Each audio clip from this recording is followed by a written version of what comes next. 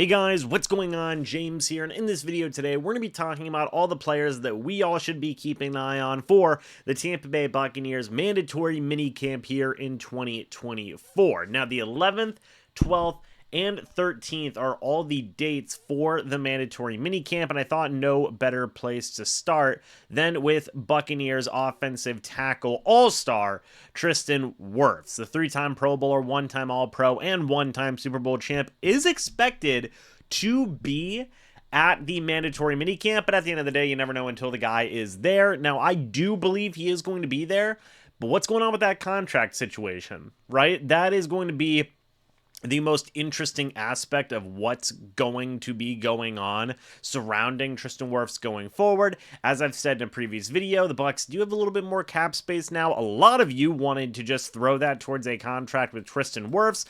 Completely understandable, in my opinion. So we are just going to have to wait and see. I have no doubt in my mind, by the way, that Wirfs will be with the Buccaneers for the long-term future. A guy like this does not come around very often, and you can bet your bottom dollar that the Bucs are going to be keeping him around on a long-term deal. It's not a matter of if, it's a matter of when. And Jason Light has even said multiple times that one of their biggest priorities this offseason now remaining is to get Wirfs under a deal. So I fully expect him to be a part of the team going forward. Mandatory minicamp, I do expect him to be there.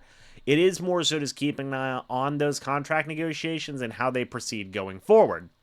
Next guy I want to talk about is a new face, Sterling Shepard coming in. Former New York Giant who spent his entire career in New York, had a couple of down years from 2021 to 2023.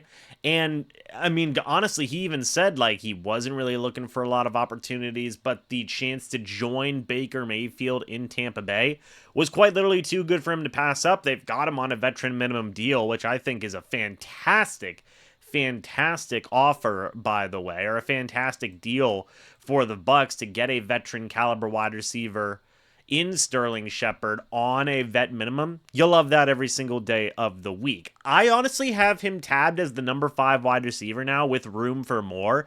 It wouldn't surprise me if he was the number 4 or possibly even the number 3, depending on how healthy he is and if he is competing with a Jalen McMillan or a Trey Palmer for that spot. I think that at the very minimum, he's a name that you consider there. I don't think that's a crazy thing to say given his past experience. So keep an eye on Sterling Shepard, how he connects with Baker Mayfield. They're reuniting, and that's just an awesome story to have.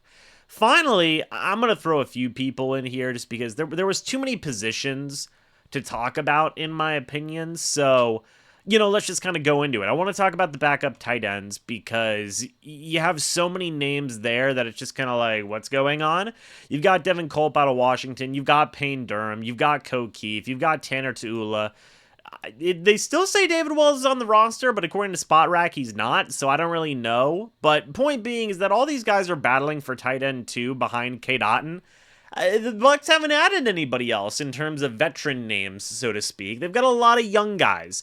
Payne Durham going into year 2, Devin Culp going into year 1, Keefe going into year 4. Like, it's a lot of, or going into year 3, I guess is the case. Like, you've got a lot of different guys who are young. Tanner Tuula going into year number 2, by the way, or is this year 3? I don't know, man. Point being is that you got a lot of different guys, and it's very interesting, and we'll see how these guys get going. We'll see how these guys compete for that backup tight end spot. That's going to be one worth paying attention to because, that is kind of a notable role as a tight end number 2 in this league. So we'll just have to pay attention and wait and see what happens. I've also got to talk about all the outside linebackers, Chris Braswell, Yaya Diaby, Randy Gregory, who's suing the NFL, by the way. Pretty interesting thing to note there. Anthony Nelson, Jose Ramirez, maybe he's in that mix. I don't know. Joe Tryon, Shawinka, Marquise Watts might be in that mix. Like, all these guys are going to be battling for legitimate snaps. Like, everything from, like, being the number 1 pass rusher to, like, making this roster is all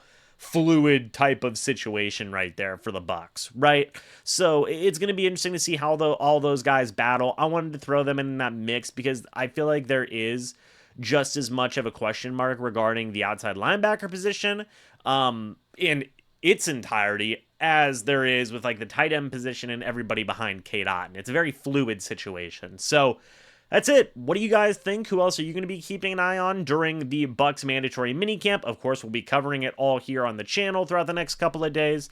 And yeah, guys, thank you all so much for watching. Hope you all enjoyed. As always, I'll see you all in the next video or the next live stream. But until then, and as always, guys, goodbye for now, and go Bucs.